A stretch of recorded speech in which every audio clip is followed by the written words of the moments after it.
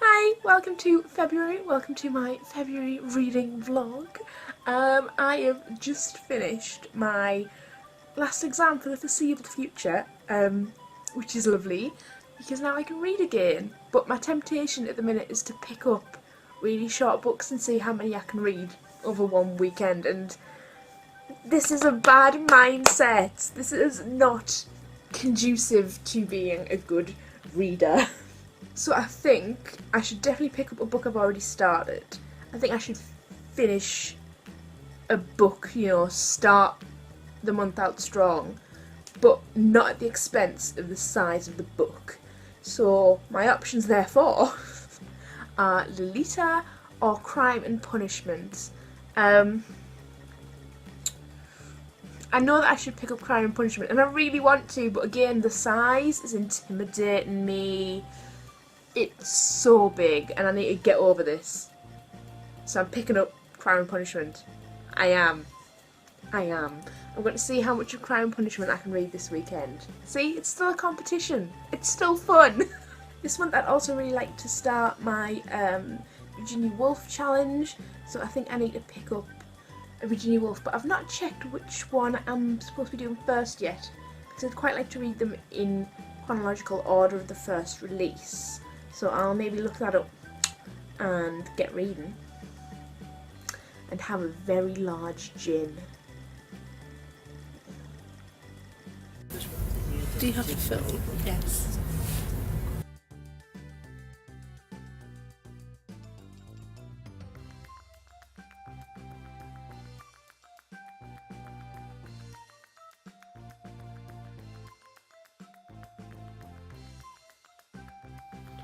It is the 13th of February and I have just finished Game of Thrones.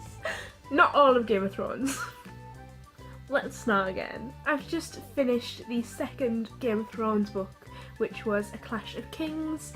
I started reading this in like mid-January. I got it from Overdrive and I was like, wow, I finished this really quickly. It only took me like 3 days. I was like, I'm an expert audiobook listener. 2 times speed doesn't bother me. And then like I looked closer and it was like part 1. Turns out my Overdrive had it in 2 parts and there was a really long queue for the second half. So I kind of just got that back like maybe 2 days ago, like the second half. And I'm finished, which is amazing. It's an achievement. I don't care that it's an audiobook. That chunker is like 900 pages and I finished it. I think it was like mostly setting up for the third book, because I feel like all the action we were kind of removed from it. Like when Theon took Winterfell, that happened off the page, like off screen, if that makes sense. All of Robb's victories are happening off the page. Like the last time you see anything from Stannis, they're all just talking about ships. Then the war's on in King's Landing. Like, I felt it was very jumpy and we were kind of removed from the action a lot of the time. I thought now the world had been built, we would stop getting quite so many rapes and abuses to ladies, but apparently not. That's still happening. But we have female characters who make sense and have agency and are strong. So is this the trade we have to make to have good representation of women? Like, do we have to say, yes, thank you for that representation, feel free to rape all of the non-major female characters? Like, I don't know. It made me a little bit uncomfortable. So right now, I do not know if I want to jump on to a new book. I've got like half an hour of an audiobook to finish. So I might just do that. It's The Mayor of Casterbridge, which I also started in January. For some reason I just didn't finish it. But like, I'm enjoying it, but it doesn't really feel like of much consequence, so I'm not really like particularly drawn to pick it up and finish it again. But I'll let you know what I do. What up? Is it weird if I lie down and talk to you? I mean, my hair looks weird. Let's just go for it. I did pick up The Mirror of Casterbridge. I finished the audiobook. It took me about 25 minutes. So, you know, I am on a roll tonight. But also, I don't really know how I feel about it yet. And I don't really know how to figure it out. Like, it was sold to me as the story of this guy who gets drunk at a fair and sells his wife and child. Which, you know, suspension of belief. We'll roll with the fact he did this. And she gets sold to a sailor and lives a long and happy life with him. And when the sailor dies, she goes to find her original husband. My laptop died. She goes to find her original husband with the daughter, shacks up with him again, and you know, they all play happy families.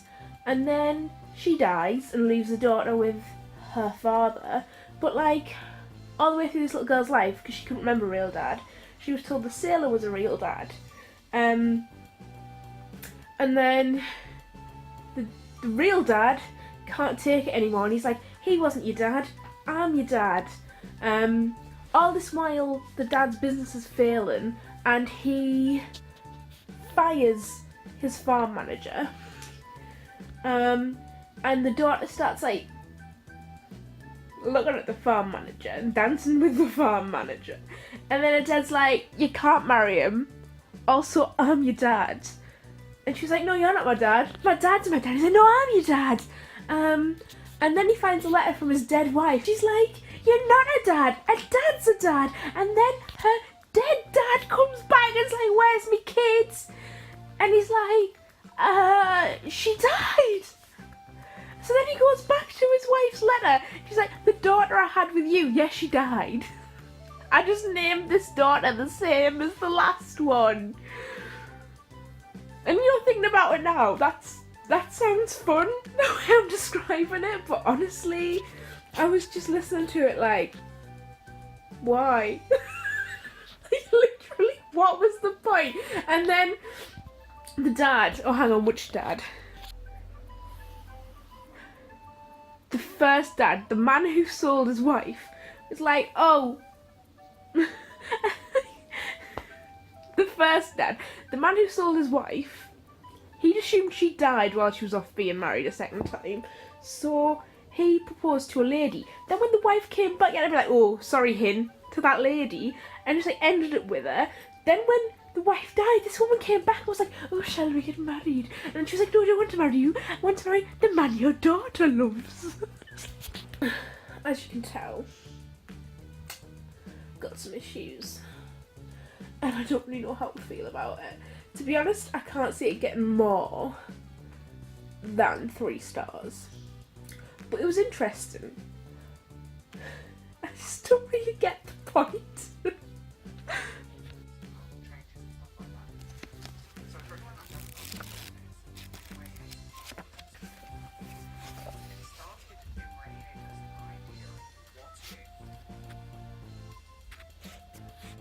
Hi, I am unwell, and I wasn't going to show my face or anything on video, but I have just finished the second Tripods book by John Christopher, and I really enjoyed it, but I know if I don't talk about it now, I'm not going to talk about it.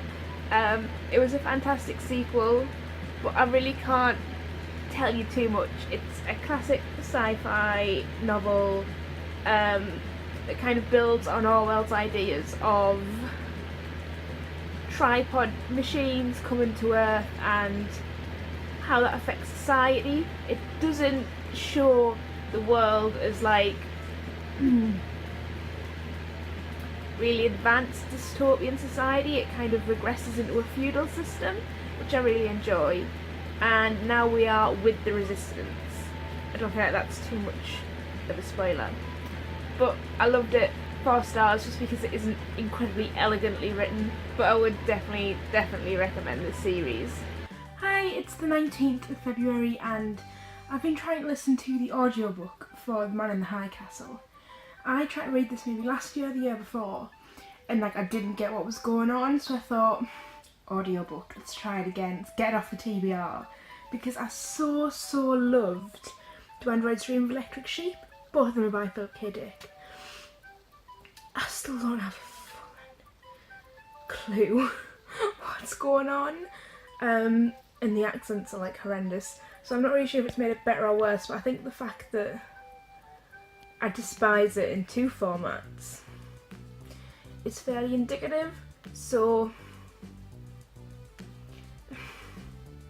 because I've been listening to it on the bus and while I've been darting around, I'm nearly finished. I've only got like an hour left, so if I just stick it on double speed and battle through it, so then I can at least talk about why I don't like it.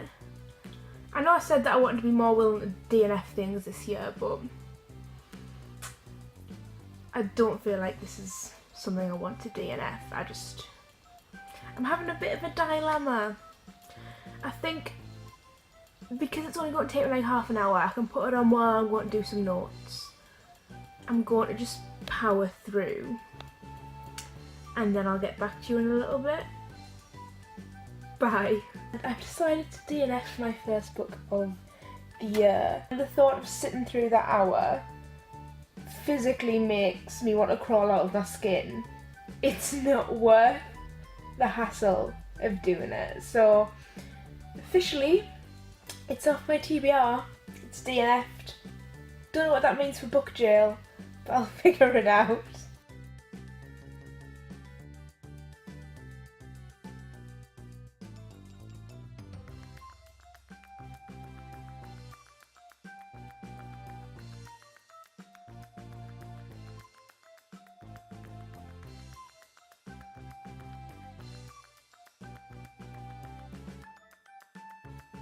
Hi guys, it is the 23rd of February. I physically have been unable to talk about Hamilton until today, so it was perfect in every way. I've only just stopped crying, which you know, it's 2 days later. The staging was stunning. It was so much funnier than I thought it would be. It made me cry in so many more places than just the soundtrack alone can do. When Dear Theodosia started, I was just like, who asked? Who asked for this? It is a work of genius and a work of perfection, and I know it's incredibly hard to get tickets, but try, even if they're like a year away, try to get tickets, because if you book them ahead, they're not that expensive. I think ours were like £35 each. And honestly, it was completely worth the wait. But moving on, today I should be at uni, but there are a lot of strikes happening in universities in the UK at the minute because lecturers are having the pensions taken from them and reduced quite considerably. So I completely support the strike action. And to be honest, it just gives me a day to kind of catch up on everything that's been going on. But before I start, we're getting pretty close to the end of the month, and I'd quite like to have a few things taken off my currently reading pile. So I'm going to spend like an hour or two now reading and trying to get through what I have left of the Final Tripods book, which is The Pool of Fire. There is another Tripods book that came out after this, but it's a prequel, so it's kind of the last, not really the last Tripods book. I've really enjoyed this series. It's kind of like trashy sci-fi, but I'll tell you more about it when I'm done. The other thing I'd quite like to have off of my currently reading list is Hamlet. I am listening to it on audiobook, which part of me is like, fair enough for a book, listening to an audiobook counts as reading the book. But if you're listening to a play, does that still count as reading it? Or does it just count as like listening to a radio play? I don't really know. I'm still going to count it because I then have the content of the play in my mind, and I would really quite like to see Hamlet next month. The Royal Shakespeare Company are doing a performance really close to my flat, so I just need to try and make a valid case for going and then see if I can actually get there. I know I'm not going to finish Lolita or Cry and Punished this month, this year, who knows. I think those are the only other things on my currently reading. Oh, I've got that linguistics book still to finish. I do enjoy it, it's just, ooh, it's kind of more like a coffee table book. It's called Wordsmiths and Warriors by David Crystal and is a linguistic road trip of the UK. He and his wife just dotted about the country and saw things of historical linguistic interest, which was interesting for the first few entries because they were quite close to where I'm from originally, and I knew a little bit about them, so I could feel like I was learning something extra on a topic I already knew. But then it went down south, didn't it? Like things tend to do.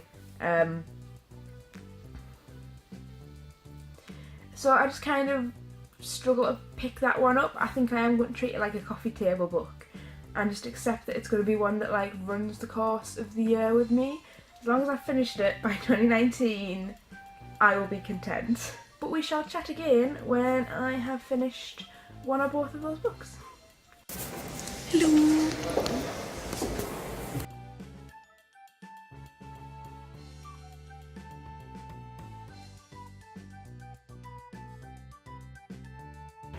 It's the 27th of February, my hair looks like a poodle and I'm surrounded by washing. Welcome to the end of the month and all of its prerequisite glamour. I had a lovely weekend, my mum came to visit, which was a lot of fun because she's never been to London with me for a lot of years, so that was really nice. It has been snowing a lot, as you might have seen from earlier clips, so I am just snuggled up and I just wanted to fill you in on the end of the month. On the 25th I finished Hamlet, the audio play, and it was really good and I really enjoyed it. But you know that sound on Pokemon Go where if you just hit a random bit of grass it'll go whoosh, but like in a really electronic way?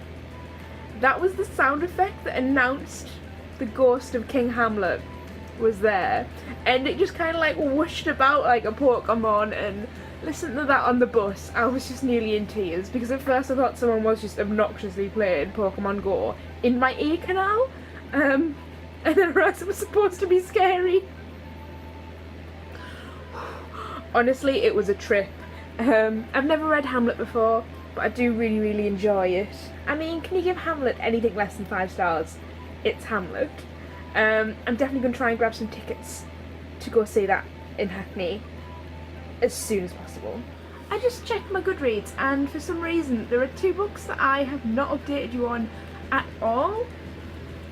Both of them I already owned on my TBR, but I picked up the audiobook editions. That's a lie. For one of them I picked up the audiobook edition on Overdrive and the other I grabbed the ebook version from Overdrive. It's been a really busy Overdrive month for me and I think that's probably why I've had such a good reading month. But the audiobook I picked up was Pride and Prejudice by Jane Austen. It's the first time I've read it. I love the Keira Knightley film, and I was glad to see how much of it was actually taken directly word for word. I was worried it would be very different, but I still loved it. It's probably one of my favourite books. Mr. Darcy and Lizzie. I did find it weird that they called her Eliza in the book, whereas I'm very used to her being Lizzie in the film. That just really knocked me, but everything else was wonderful. I loved it. The ebook was This Book is Gay by Juno Dawson, still James Dawson on Overdrive, which makes me very uncomfortable. It wouldn't be hard to change the name, so London Libraries Consortium, you need to get on your Overdrive game. But yeah, I just wanted to pick that up because it has been LGBTQIA History Month and I thought I should be reading something gay this month. It's a very basic introductory text, which I think you would come to expect. It's very of its time. It uses a lot of slang from 2013, so that was quite fun. It was like being on Tumblr in 2013, it was strange. It's very informative and it's quite intersectional. It does get caught in the trap of comparing gay and straight, but it acknowledges that and it talks about no binary sexualities, more of a spectrum, so it does check itself, which is quite nice, but that is something to bear in mind. It is basically focusing on straight people, gay people, lesbian people. If you are none of those three, talked about the Midwich Cuckoos. Oh my god, I have read so much this month that I have not talked about. I also read The Midwich Cuckoos by John Wyndham, which was amazing. I adored it. My hair's just getting more and more out of control with every book I remember. Oh, there she is. And there, the washing is left. It's a mess. When isn't it a mess? I read The Midwich Cuckoos this month by John Wyndham. It wasn't on my TBR at the start of the year. So book jail is going to actually get a bit more challenging because I'm going to have to take some points away from myself for that. But oh, it was fantastic. I absolutely loved it. It is about this small village where absolutely nothing happens, and then one day they all just sleep through the day, but nothing horrible happens. People do die, but through things like they were outside and everyone fell asleep, so they died through exposure, and nobody could enter the village without falling asleep, so nobody could save them. And then everything's fine, it all goes back to normal. No one's particularly concerned about the fact that they all slept through a day. It's just a bit odd. And then all the women find out that they are pregnant, and then the babies turn up and they're strange, and it's just all very, very creepy, very odd, and it just escalates and escalates. I was really surprised about how body positive and anti-slut shaming this piece was, because the men of the village said, do not shame your wives, they did not cheat on you. How could all the village have cheated on all of the village? But at the same time there was no female perspective, so on the one hand it was really quite progressive for its time, and on the other hand it was still progressive through a male's gaze and a male's agency. There was one or two important women in the book, but I feel like if the book had been completely from a female's point of view rather than a random man's, it would have been so much more powerful. So this was a very, very messy vlog. I'm going to get better at this, guys. I am. I promise. I will see you soon. I hope you had a really lovely month. Bye!